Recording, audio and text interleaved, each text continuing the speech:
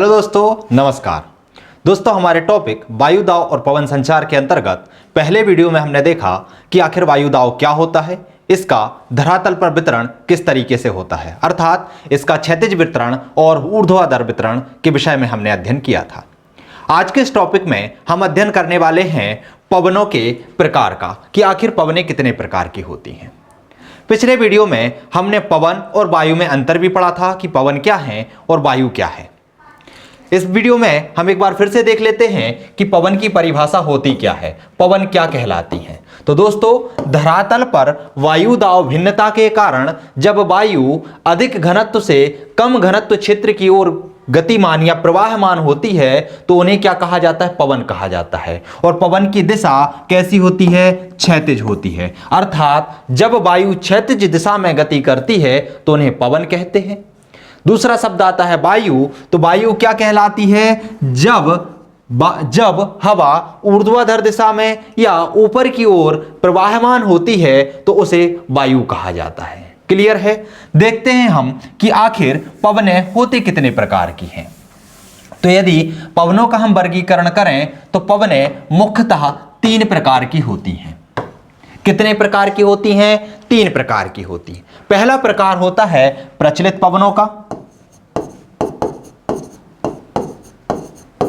कौन सी होती हैं? प्रचलित पवनें। दूसरा प्रकार होता है, उन्हें कहते हैं सामयिक पवनें। और जो तीसरा प्रकार होता है उन्हें कहते हैं हम स्थानीय पवनें। एक एक करके हम सभी को समझने का प्रयास करेंगे कि आखिर प्रचलित पवनें क्या कहलाती हैं, सामयिक पवनें क्या कहलाती हैं और स्थानीय पवनें क्या कहलाती हैं। सबसे पहले बात करते हैं हम प्रचलित पवनों की। तो प्रचलित पवनें क्या होती हैं? तो दोस्तों, जो पृथ्वी है, पृथ्वी के विस्तृत क्षेत्र पर वर्ष भर एक ही दिशा में प्रवाहमान होने वाली पवनों को क्या कहते हैं हम? प्रचलित पवनें। अर्थात जो प्रचलित रहती हैं हमेशा, मतलब वर्ष भर एक ही दिशा में गति करती रहती हैं, वो क्या कहलाएंगी? प्रचलित पवनें कहलाएंगी। इसकी परिभाषा क्या होगी कि पृथ्वी पर या धरातल पर एक वर्ष भर, पृथ्वी या धरातल पर वर्ष भर एक ही दिशा में प्रवाहमान पवनें क्या कहलाती हैं? प्रचलित पवनें कहलाती हैं। यदि हम बात करें कि प्रचलित पवनें जो हैं वो कितने प्रकार की होती हैं, तो प्रचलित पवनों के यदि हम प्रकार की बात करेंगे तो प्रचलित पवनें 3 प्रकार की होती हैं। कितने प्रकार की होती हैं? 3 प्रकार की होती हैं। पहले प्रकार को बोलते हैं व्यापारिक पवनें। दूसरा प्रकार होता है जिन्हें कहते हैं पछुआ पवनें। और तीसरा प्रकार होता है जिन्हें कहते हैं ध्रुवीय पवनें। तो यदि हम प्रचलित पवनों के प्रकार की बात करें कि प्रचलित पवनें कितने प्रकार की होती हैं, तो प्रचलित पवनें 3 प्रकार की होती हैं। कौन कौन से प्रकार होते हैं? पहला प्रकार होता है जिन्हें कहते हैं व्यापारिक पवनें, दूसरा प्रकार होता है जिन्हें कहते हैं पछुआ पवनें और तीसरा प्रकार होता है जिन्हें कहते हैं ध्रुवीय पवनें। समझने का प्रयास करते हैं कि आखिर ये पवनें कहां प्रवाहमान होती हैं, कहां पर चलती हैं और क्यों चलती हैं, तथा इनकी दिशा किस तरीके से होती है। तो पिछले वीडियो में हमने वायु दाव का क्षैतिज वितरण पढ़ा था। उसके अंतर्गत हमने 7 पेटियों का अध्ययन किया था। जैसे कि एक पेटी थी विषुवतीय निम्न वायु दाव की पेटी, उपोष्ण उच्च वायु दाव की पेटी, उपध्रुवीय निम्न वायु दाव की पेटी और ध्रुवीय उच्च वायु दाव की पेटी। इसी तरीके से जैसे उत्तरी ध्रुव में है ऐसे ही दक्षिणी गोलार्ध में भी है। क्लियर है। उत्तरी गोलार्ध में भी यही होंगी और दक्षिणी गोलार्ध में भी यही होंगी। यह कटिबंध क्षेत्रों में वर्गीकृत है। ठीक है। मतलब यदि हम 10 डिग्री नॉर्थ से 10 डिग्री नॉर्थ से 10 डिग्री साउथ, अर्थात 10 डिग्री उत्तर से 10 डिग्री दक्षिणी अक्षांश के मध्य देखें तो यह क्या कहलाता है? विषुवतीय निम्न वायुदाव क्षेत्र कहलाता है। तो पवनें क्या करेंगी? मैंने अभी आपको बताया है कि पवनें उच्च प्रेशर, मतलब उच्च वायुदाव क्षेत्र से निम्न वायुदाव क्षेत्र की ओर क्या करेंगी? गति करेंगी।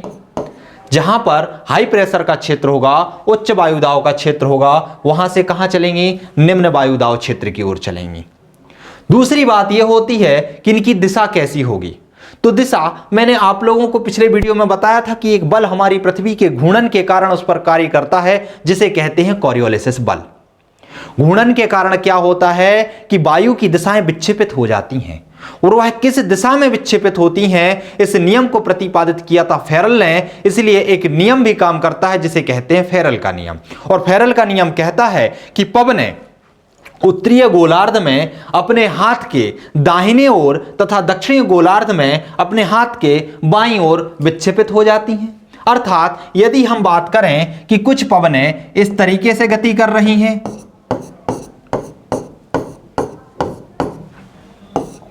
मतलब यदि उत्तरीय गोलार्ध में चल रही हैं, कहां से चलेंगी? उच्च वायु दाब क्षेत्र से निम्न वायु दाब क्षेत्र की ओर। तो ये वाला क्षेत्र जो है उपोष्ण उच्च वायु दाब का क्षेत्र है, और ये विषुवतीय निम्न वायु दाब क्षेत्र है। इसलिए यहां से यहां की ओर पवनें चलेंगी और यहां से यहां की ओर पवनें चलेंगी। मतलब उपोष्ण उच्च वायु दाब क्षेत्र चाहे उत्तरीय अक्षांश में हो चाहे दक्षिणी अक्षांश में हो, दोनों से कहां की ओर चलेंगी? विषुवतीय निम्न वायु दाब क्षेत्र की ओर चलेंगी। इसलिए इन पवनों की दिशा इस तरीके से होगी, और ये जो तरीका है वो है फेरल के नियम के अनुसार, क्योंकि फेरल कहते हैं कि ये पवनें उत्तरीय गोलार्ध में अपने हाथ के दाहिनी ओर, ये देखिए दाहिनी ओर मुड़ रही हैं, दाहिनी ओर मुड़ जाती हैं, और दक्षिणी गोलार्ध में अपने हाथ के बाईं ओर मुड़ जाती हैं। तो ये जो मुड़ रही हैं वो फेरल के नियम के अनुसार मुड़ रही हैं। और ये जो पवनें हैं जो उपोष्ण उच्च वायुदाब क्षेत्र से विषुवतीय निम्न वायुदाब क्षेत्र की ओर चल रही हैं, अर्थात 30 डिग्री अक्षांश 0 से 30 डिग्री उत्तरी और दक्षिणी अक्षांश के मध्य चल रही हैं, उन्हें कहते हैं व्यापारिक पवनें।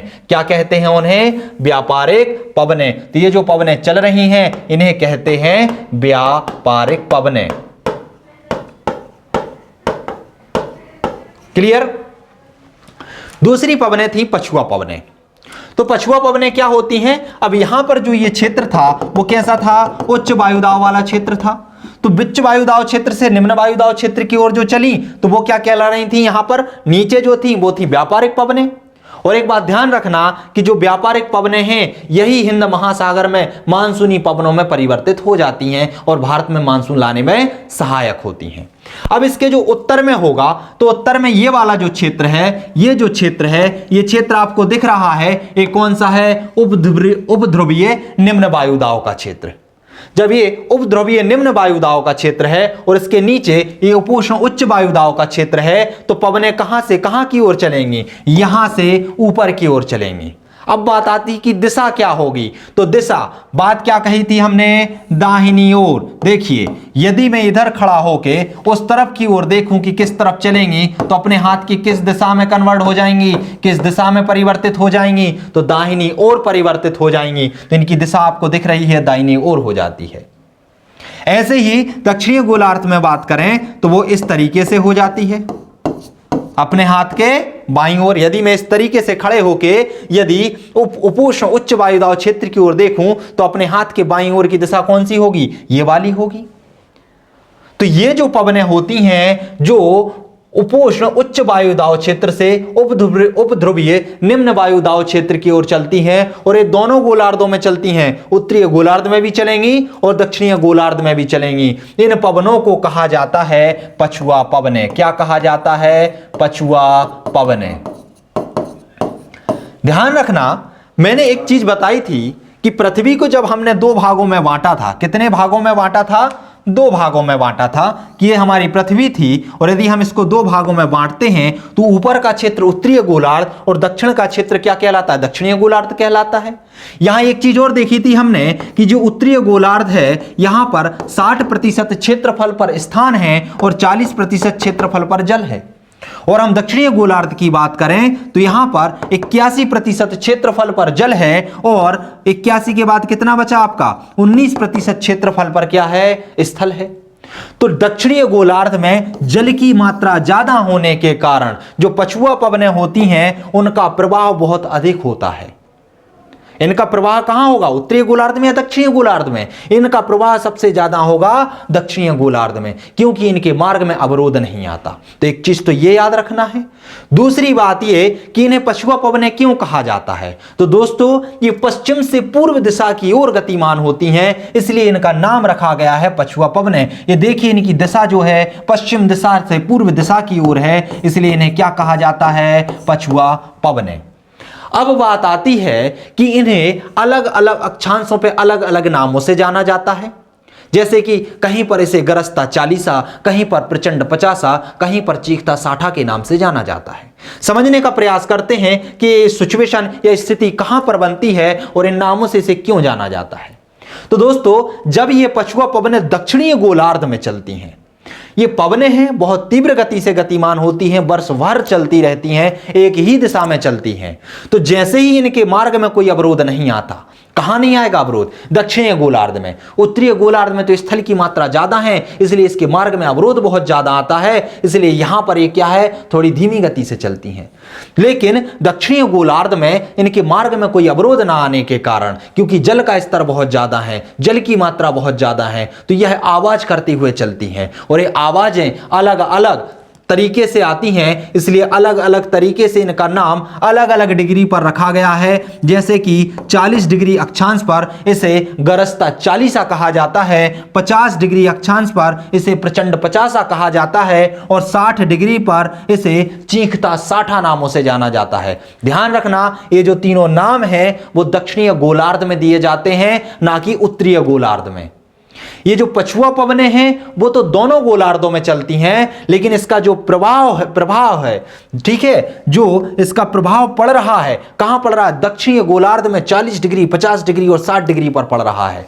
यहां पर ये आवाज करते हुए, गरजती हुए चलती हैं, इसलिए इनका नाम रखा गया है। और ये नाम रखा है नाविकों ने, क्योंकि जब वो यहां से गुजरते थे तो यहां पर क्या है, इन वायु के प्रवाह, इन पवनों के प्रभाव के कारण उन्हें क्या होती थी, दिक्कतें होती थी, डर लगता था, अजीबोगरीब आवाजें आती थी और इन आवाजों के आधार पर इनका नाम अलग अलग रख दिया गया। जैसे कि गरजता 40, प्रचंड 50 और चीखता 60। और इन्हें ही क्या कहा जाता है, पछुआ पवनें कहा जाता है। कहां से कहां की ओर चलती है मैं बता चुका हूं कि ये उपोष्ण उच्च वायुदाब क्षेत्र से उपध्रुवीय निम्न वायुदाब क्षेत्र की ओर चलती हैं। तीसरे नंबर की पवनें आती हैं जिन्हें कहते हैं ध्रुवीय पवनें। ध्रुवीय पवनें दोनों गोलार्धों में चलेंगी। कहां से कहां की ओर चलेंगी, ध्रुवीय उच्च वायुदाब क्षेत्र से उपध्रुवीय निम्न वायुदाब क्षेत्र की ओर। चाहे उत्तरी गोलार्ध की बात करें और चाहे दक्षिणी गोलार्ध की बात करें, दोनों गोलार्धों में चलेंगी और ध्रुवीय उच्च वायुदाब क्षेत्र से उपध्रुवीय निम्न वायुदाब क्षेत्र की ओर चलेंगी। और दिशा फेरल नियम के अनुसार ही है, क्योंकि यदि मैं यहां खड़ा हो जाऊं और इनकी दिशा में देखूं तो दक्षिणी गोलार्ध में अपने हाथ के बाईं ओर और दक्षिणी उत्तरी गोलार्ध में अपने हाथ के दाईं ओर विक्षेपित हो जाती हैं। तो ये तीनों क्या थी, ये थी आपकी प्रचलित पवनें, और प्रचलित पवनों के प्रकार थे जिसमें हमने व्यापारिक पवनें, पछुआ पवनें और ध्रुवीय पवनों का अध्ययन किया है। क्लियर है? तो ये तो हमने प्रकार किया किसका, इन 3 प्रकार की पवनों का। अब आती हैं सामयिक पवनें। हम देखते हैं कि आखिर सामयिक पवनों में क्या क्या होता है। तो दोस्तों जब कभी पवनें समय के अनुसार और मौसम के अनुसार अपनी दिशा बदल दें तो उन्हें क्या कहते हैं, सामयिक पवनें कहते हैं। और सामयिक पवनें 2 प्रकार की होती हैं। कितने प्रकार की होती हैं, 2 प्रकार की होती हैं। एक होती हैं मौसमी पवनें और एक होती हैं समीर। मतलब यदि समय के अनुसार और मौसम के अनुसार अपनी स्थिति बदल रही हैं, और समय और मौसम में भी 2 चीजें आ जाती हैं। एक, या तो 6-6 महीने में अपनी स्थिति बदलें, या फिर दिन प्रतिदिन के आधार पर अपनी स्थिति बदलें, अर्थात दिन और रात में अपनी स्थिति बदलें। तो जो 6-6 महीने में अपनी स्थिति बदलती हैं, अपनी दिशा बदल देती हैं, उन्हें कहते हैं मौसमी पवनें। और जो दिन में दिन और रात के आधार पर अपनी दिशा बदल देती हैं, उन्हें कहते हैं समीर। समझते हैं हम कि मौसमी पवनों के अंतर्गत कौन कौन सी आती हैं। तो मौसमी पवनों के अंतर्गत एक ग्रीष्मकालीन पवनें आती हैं और एक शीतकालीन पवनें आती हैं। कौन कौन सी आती हैं, एक आती हैं ग्रीष्मकालीन और एक आती हैं शीतकालीन। समझने का प्रयास करते हैं हम।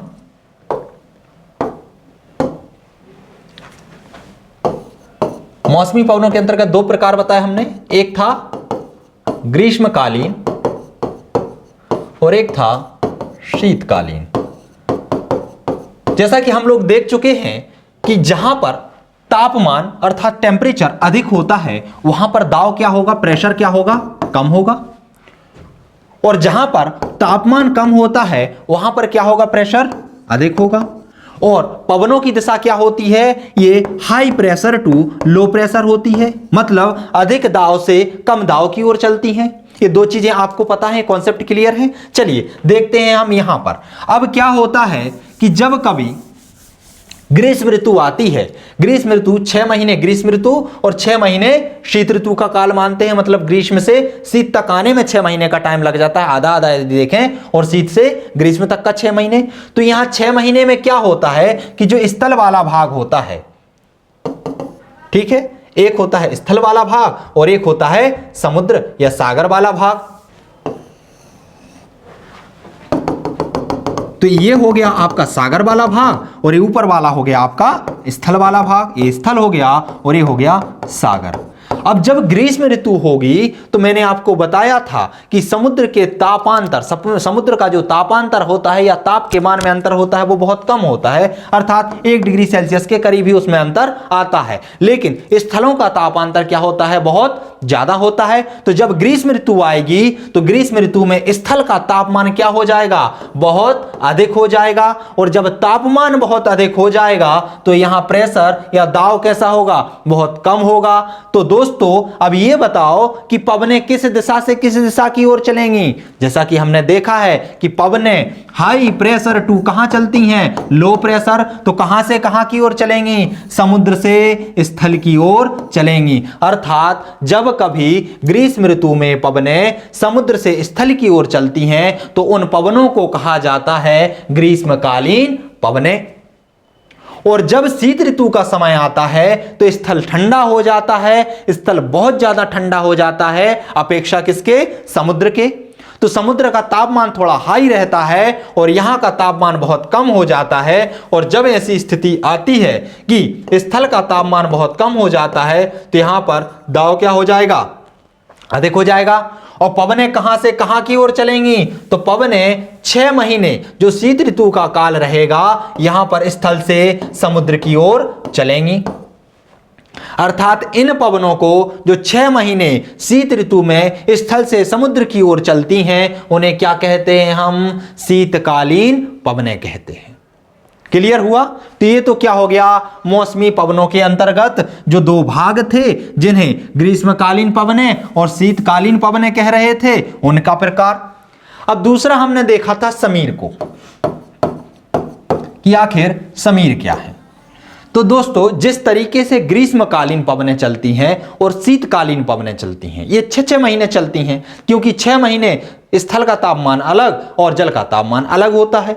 लेकिन समीर क्या होता है, दिन प्रतिदिन की प्रतिक्रिया के फलस्वरूप चलती हैं। ये कहां चलेंगी, ये समुद्र तट के करीब चलेंगी और कहां पर चलेंगी, पर्वत और घाटियों में चलेंगी। अर्थात यदि हम समीर की बात करते हैं तो समीर में भी दो प्रकार से अर्थात 4 प्रकार की पवनें होती हैं। एक होती हैं आपकी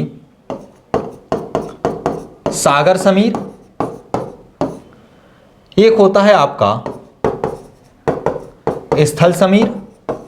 ये सागर समीर और स्थल समीर एक दूसरे के अपोजिट होते हैं, एक दूसरे के विपरीत होते हैं। ऐसे ही होता है यहां पर, एक होता है पर्वत समीर और एक होता है घाटी समीर। दोनों को समझने का प्रयास करते हैं कि आखिर ये कैसे कार्य करते हैं और ये कैसे चलते हैं। तो दोस्तों ये हमारा स्थल भाग है और ये कौन सा है, समुद्र वाला भाग है। तो अभी तो हमने ग्रीष्म ऋतु और शीत ऋतु की बात की थी, अब बात करते हैं हम दिन और रात की। तो जब कभी दिन का समय होता है, सूर्य चमकता रहता है। जब सूर्य चमकेगा, दिन का समय होगा, तो स्थल का तापमान क्या हो जाएगा, बढ़ जाएगा।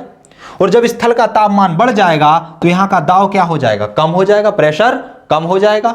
यहाँ के ताप और दाब में तो कोई फर्क पड़ेगा नहीं, यहाँ का तापमान तो क्या है, लगभग समान रहता है। लेकिन इसकी अपेक्षा यदि यहाँ का तापमान बढ़ जाएगा तो जल की अपेक्षा स्थल का दाबमान भी क्या हो जाएगा, दाबमान कम हो जाएगा।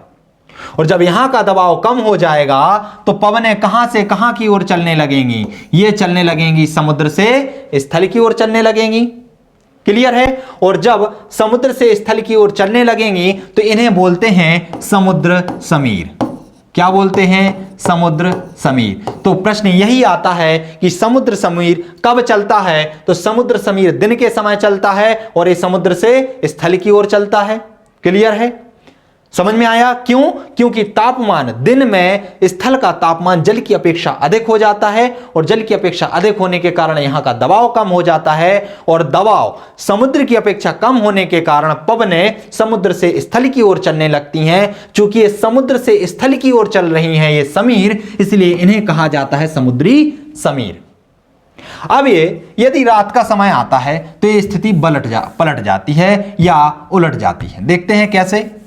तो जब कभी रात का समय आता है, ये हमारे चंदा मामा है, रात का समय आएगा तो यहां का तापमान, स्थल का जो तापमान है वो क्या हो जाएगा, समुद्र की अपेक्षा क्या हो जाएगा, कम हो जाएगा। जब स्थल का तापमान समुद्र की अपेक्षा कम हो जाएगा तो यहां का दाब समुद्र की अपेक्षा क्या हो जाएगा, ज्यादा हो जाएगा। और जब यहां का दाब ज्यादा हो जाएगा तो पवनों की प्रकृति क्या होती है कि ये high pressure to low pressure की ओर चलती हैं। चलती कि नहीं चलती, चलती है। तो कहां से कहां की ओर चलेंगी, क्योंकि यहां का तापमान तो वही था, अर्थात स्थल की अपेक्षा ज्यादा था और यहां प्रेशर क्या हो गया, कम हो गया। तो ऐसी समीर जो स्थल से समुद्र की ओर चलती हैं उन्हें क्या कहा जाता है, उन्हें कहा जाता है स्थल समीर।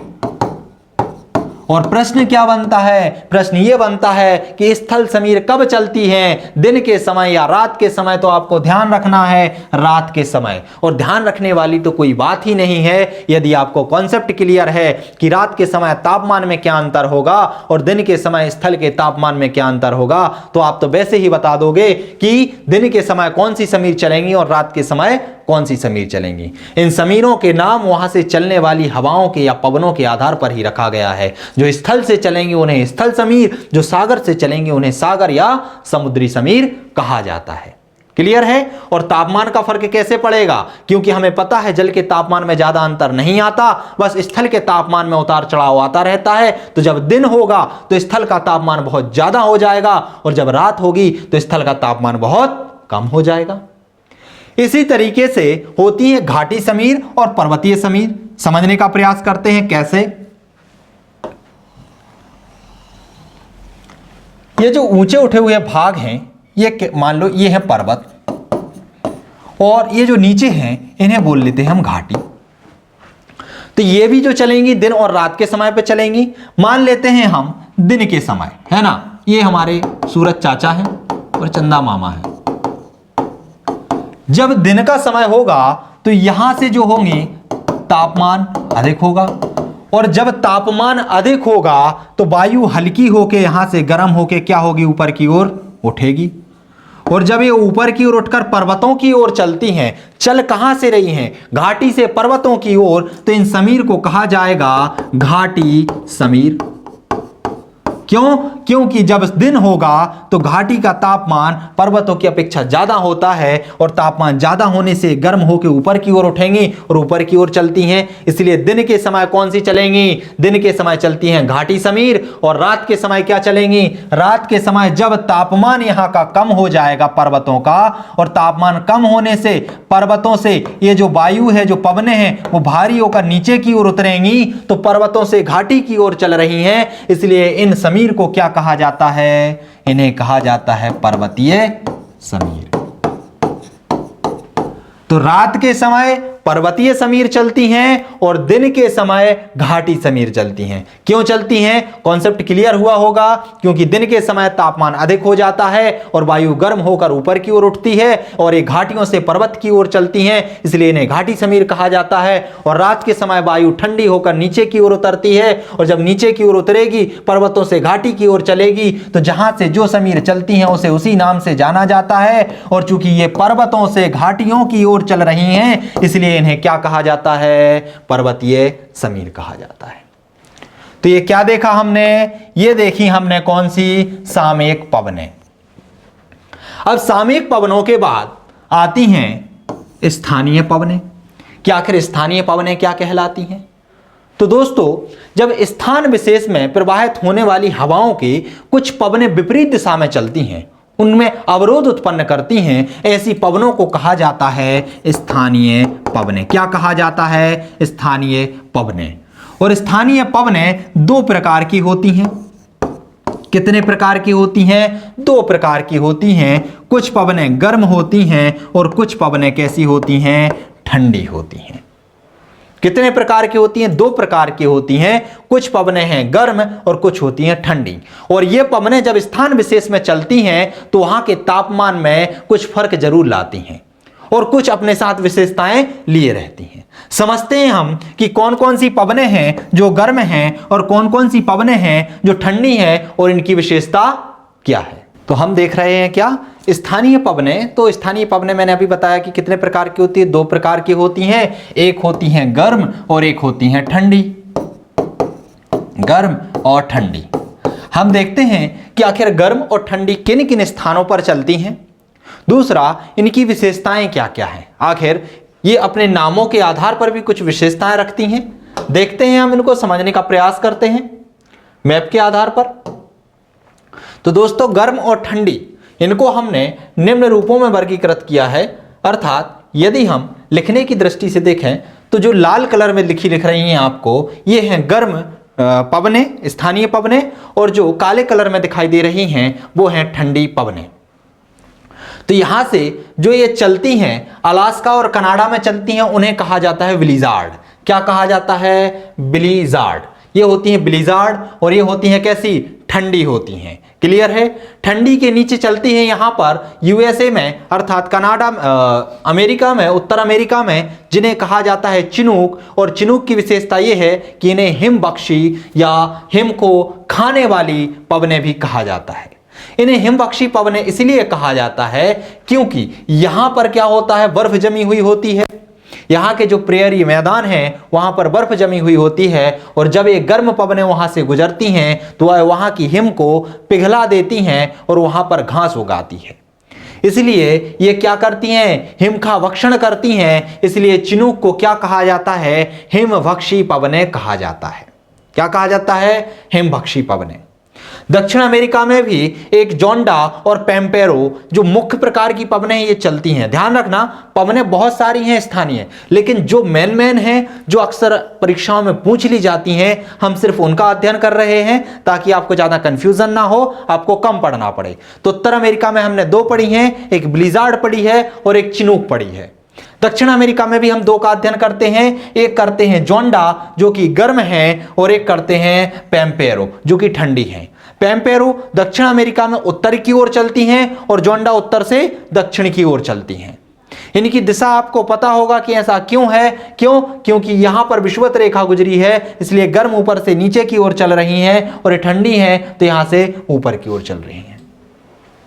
हम आते हैं अफ्रीका में, तो अफ्रीका में बहुत सारी चलती हैं, ठंडी भी है यहां पर और गर्म भी है। ठंडी हम सिर्फ एक अध्ययन करते हैं जिसको कहते हैं हबूब, और ये कहां, पश्चिम पूर्व की ओर चलती हैं, पश्चिम से पूर्व की ओर चलती हैं। सहारा मरुस्थल से एक पवन चलती है, स्थानीय पवन, जिसे कहा जाता है हरमट्टन। ये कैसी होती है, इनकी प्रकृति होती है गर्म। इसको जब हम अफ्रीका महाद्वीप पढ़ रहे थे उस समय मैंने इसकी विशेषता बताई थी कि इसे क्या कहा जाता है। तो इसे दोस्तों, इसे कहा जाता है डॉक्टर हवाएं। क्यों कहा जाता है, क्योंकि यह पवनें गर्म होती हैं। जब सहारा मरुस्थल से दक्षिण की ओर, दक्षिण पश्चिम की ओर चलती हुए आती हैं तो ये बहुत ज्यादा प्यासी हो जाती हैं। जो गिनी है, यहां पर ये गिनी वाला क्षेत्र है, गिनी की खाड़ी वाला क्षेत्र है, यहां पर ह्यूमिडिटी की मात्रा, आर्द्रता की मात्रा बहुत ज्यादा होती है और दम घोटने वाला माहौल बन जाता है। जब अंग्रेज यहां पर शासन करने आए थे तो वो दम घुट के मरने लगे थे, माहौल चिपचिपा हो गया था। और जब ये हरमट्टन यहां से आई, उत्तर पूर्व से दक्षिण पश्चिम की ओर चलती हुई आई, तो इन्होंने यहां की आर्द्रता को क्या किया, और एब्जॉर्ब कर लिया, अवशोषित कर लिया, जिससे यहां पर माहौल ठंडा पड़ गया और जो यूरोप वासी थे, जो अंग्रेज थे, वो ठीक होने लगे। इसलिए हरमट्टन को उन्होंने डॉक्टर हवा का नाम दे दिया। प्रश्न सीधा सीधा पूछा जाता है कि हरमट्टन कहाँ चलती हैं, तो हरमट्टन अफ्रीका में चलती हैं। कहाँ से कहाँ की ओर चलती हैं, तो उत्तर पूर्व से दक्षिण पश्चिम की ओर चलती हैं। दूसरा इनकी विशेषता क्या है, तो इन्हें डॉक्टर हवाएं कहा जाता है। दूसरी पवनें हैं सिराको। सिराको भी कैसी हैं, गर्म पवनें हैं और ये सहारा से उत्तर की ओर चलती हैं। चूंकि गर्म है, सहारा के मरुस्थल से चलती हैं, तो सहारा के मरुस्थल में लाल कलर की रेत पाई जाती है और ये पवनें उस रेत को अपने साथ उड़ा के ले जाती हैं। चूंकि गर्म है और जैसे ही भूमध्य सागर के ऊपर से होकर गुजरती हैं, तो यहां का जल भी ये क्या कर लेती हैं, अवशोषित कर लेती हैं। आगे बढ़ते हुए जाती हैं और इटली के उत्तर में यहां पर आल्प्स पर्वत है ऊपर, तो जैसे ही आल्प्स पर्वत से टकराती हैं तो यहां पर वर्षा कराने लगती हैं। कहां पर, इटली में। और ये वर्षा का कलर या वर्षा के साथ जो पानी नीचे आता है उसका रंग होता है लाल। इसीलिए कहा जाता है कि जो सिराको इटली में रक्त वर्षा कराती हैं। कैसी वर्षा कराती हैं, रक्त वर्षा कराती हैं। तो इस विशेषता को आपको याद रखना है कि रक्त वर्षा कौन सी पवनें कराती हैं, तो सिराको कराती हैं। इनको अलग अलग देशों में अलग अलग नामों से जाना जाता है। जैसे कि लीबिया में गिबली नाम से जाना जाता है। क्या नाम से जाना जाता है, गिबली। दूसरा, यदि हम मिस्र की बात करें तो मिस्र में इसे खमसिन नाम से जाना जाता है। क्या, खमसिन। और ट्यूनीशिया की बात करें तो ट्यूनीशिया में इसे चिली नाम से जाना जाता है। तो यह इसके नाम है, सिराको पवनें ही हैं, लेकिन इसके अलग अलग स्थान पर अलग अलग नाम हैं। कुछ पवनें हम उत्तर की ओर देखते हैं तो यहां पर जो उत्तरी आल्प्स की ओर आती हैं, उत्तरी आल्प्स से आती हैं, उन्हें कहा जाता है बोरा। और एक ऊपर हैं जिन्हें कहा जाता है फान। ये कैसी हैं दोनों, ये ठंडी पवनें हैं। और फान की एक विशेषता है कि ये स्विट्जरलैंड में क्या करती हैं, स्विट्जरलैंड में जो अंगूर की खेती होती है तो अंगूरों को पकाने का काम करती हैं। तो ध्यान रखना, फान कहां पर, स्विट्जरलैंड में अंगूरों को पकाने का काम करती हैं। एक और ठंडी पवनें होती हैं जिन्हें कहा जाता है मिस्ट्रल। और ये कहां चलती हैं, यूनाइटेड किंगडम पर चलती हैं। ठीक है, यहां से उत्तर की ओर चली जाती हैं और यहां से जो नॉर्वे है, स्विट्जरलैंड है, यहां की ओर चलती हैं। रूस में एक ठंडी पवनें चलती हैं, स्थानीय पवनें चलती हैं जिन्हें पुर्गा कहा जाता है। क्या कहा जाता है, पुर्गा कहा जाता है। भारत में यहां पर गर्म पवनें हैं जो उत्तर भारत में उत्तर पश्चिम से पूर्व दक्षिण की ओर या पश्चिम से पूर्व की ओर गर्म धूल भरी आंधियां चलती हैं, उन्हें कहा जाता है लू। क्या कहा जाता है, लू। और ये कब, गर्मियों के समय चलती हैं। और कहां चलती हैं, उत्तर भारत में चलती हैं। कैसी होती हैं, धूल भरी आंधियां होती हैं, इसीलिए इन्हें उत्तर भारत में आंधी नाम से भी जाना जाता है।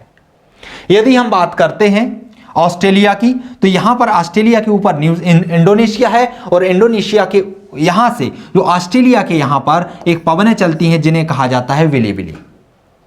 और ऑस्ट्रेलिया में ही यहां पर विकफील्ड चलती हैं और यहां पर ये जो गर्म हैं कौन सी हैं, नॉर्वेस्टर हैं, जो कि न्यूजीलैंड के तटवर्ती क्षेत्रों में चलती हैं।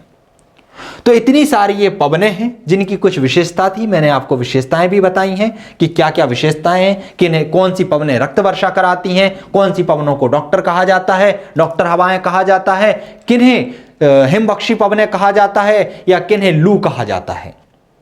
तो ये अलग अलग नाम है, अलग अलग प्रकृति है, कुछ गर्म है, कुछ ठंडी हैं। चूंकि यह स्थान विशेष में चलती हैं और जो यहाँ पर प्रचलित हवाएं होती हैं इनकी विपरीत दिशा में चलती हैं, इसलिए इन्हें स्थानीय पवनें कहा जाता है। तो दोस्तों, ये तो हुए पवनों के प्रकार जिसके अंतर्गत हम लोगों ने प्रचलित पवनें, स्थानीय पवनें और मौसमी पवनों का अध्ययन किया है।